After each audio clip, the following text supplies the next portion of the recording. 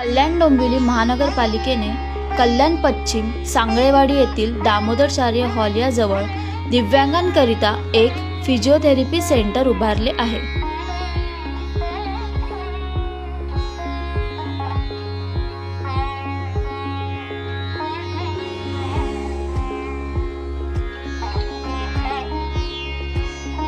Physiotherapy सेंटरमध्ये जवळपास वेगवेगळ्या 28 प्रकारच्या सेवा उपलब्ध करून देण्यात आलेल्या आहेत।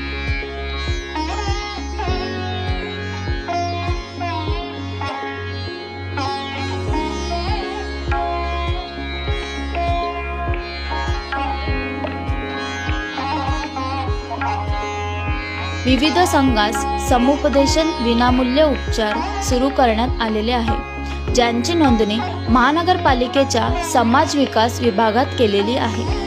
अशा सर्व दिव्यांगांना महानगरपालिकेमार्फत मोफत सुविधा दिलेली आहे।